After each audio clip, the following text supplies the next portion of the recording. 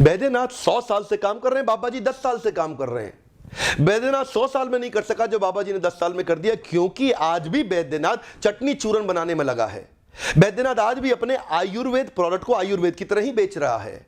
लेकिन बाबा रामदेव ने क्या किया, आयुर्वेद के प्रोडक्ट को वही अश्वगंधा, वही त्रिफला, वही नीम, वही लौंग, वही सारे आयुर्वेदिक आइटम्स का इस्तेमाल उन्होंने एफएमसीजी में डाल दिया।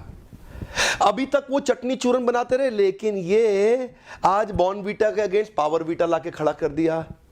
आज बाबा जी ने दंत मंजन की बात नहीं करी, दंत कांति बना दिया। दंत कांति एक आम बच्चे के लिए, कॉलेज के स्कूल के बच्चे के लिए भी अच्छा है इस्तेमाल करना, इसीलिए प्रोडक्ट की रिकॉल वैल्यू बढ़ गई। अब वो आयुर्वेद बेचने में लगे थे, बोले मेरी स्ट्रेंथ है, मेरी स्ट्रेंथ है, मेरी ताकत है, मेरी ताकत है। लेकिन आप ही की ताकत आपको डुबो सकती है, जैसे कि कोडाक की ताकत नहीं, कोडाक को डुबो दिया। कोडाक फिल्म कैमरा उसकी ताकत थी और वही फिल्म कैमरा उसकी ताकत नहीं, उसको डुबो दिया, क्योंकि जमाना बदल रहा था।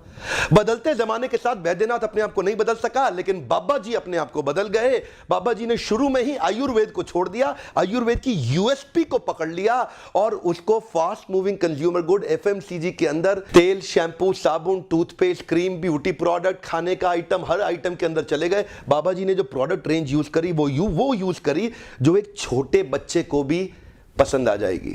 आज भी बैद्यनाथ का एक भी आइटम ऐसा नहीं है जो छोटे बच्चे इस्तेमाल करते हो।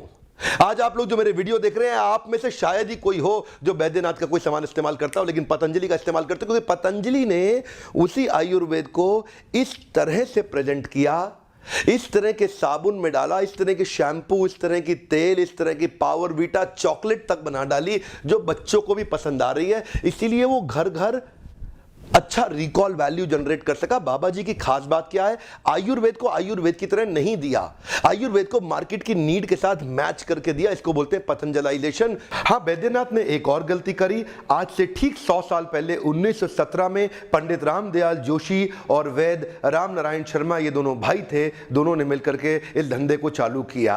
हाँ, ऑफ कोर्स पंडित रामदयाल जोशी एक बड़े एंटरप्रेन्योर थे और वैद्य राम नारायण शर्मा अपने समय के सबसे बुद्धिमान वैद्य रहे हैं भारत के अंदर, जिन्होंने श्री बैद्यनाथ आयुर्वेद भवन की स्थापना करी 1917 में।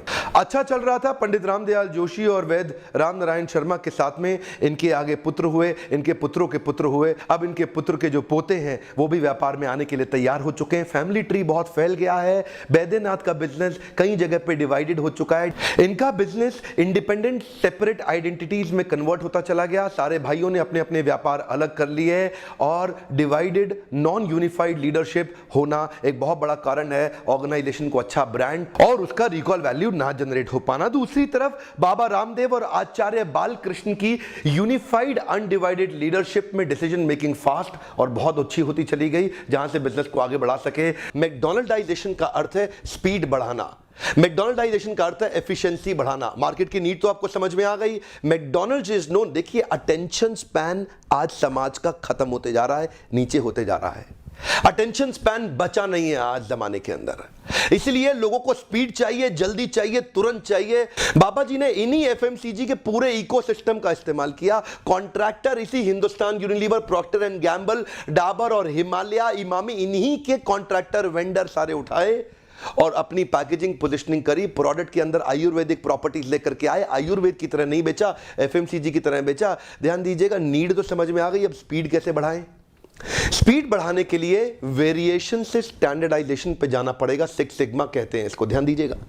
वेरिएशन से स्टैंडर्डाइजेशन पे जाना पड़ेगा। मैकडॉनल्ड्स का बर्गर उतना अच्छा नहीं है, लेकिन उसकी जो स्पीड है ना, वो उसकी स्ट्रेंथ है। मैकडॉनल्ड्स आज सफल ही इसलिए हुआ है क्योंकि सिस्टम्स ऑफ एफिशिएंसी है, ऑपरेशनल एक्सीलेंस आ चुका है। ये सिक्स सिग्मा का ट्रेनिंग भी आप जरूर अटेंड करिए। ध्यान दीजिएगा, वेरिएशन से स्टैंडर्डाइजेशन, इससे आता है आपका रिलायबिलिटी, इससे बढ़ती है आपकी ऑपरेशनल एफिशिएंसी, इससे बढ़ती है आपकी कंसिस्टेंसी, बढ़ जाती है क्वालिटी और हर प्रोडक्ट में यूनिफॉर्मिटी आ जाती है। सुना है आपने आईएसओ सर्टिफिकेशंस के बारे में? क्या होते हैं ये एसओपीज बनाने में आपको मदद करते हैं, स्टैंडर्ड ऑपरेटिंग प्रोसीजर्स बन जाते हैं। एसओपीज हर जगह लिखे जा सकते हैं। एसओपीज आपके फाइनेंस में लिखे जा सकते हैं, एडमिन में, एचआर में, लीगल में, अकाउंट्स के अंदर, सेल्स में हो, मार्केटिंग में हो, प्रोडक्शन में हो, किसी भी डिपार्टमेंट में एसओपीज यानी कि स्टैंडर्ड ऑपरेटिंग प्रोसीजर लिखे जा सकते हैं, जो आईएसओ सर्टिफिकेशंस में भी सिखाए जाते हैं आपको।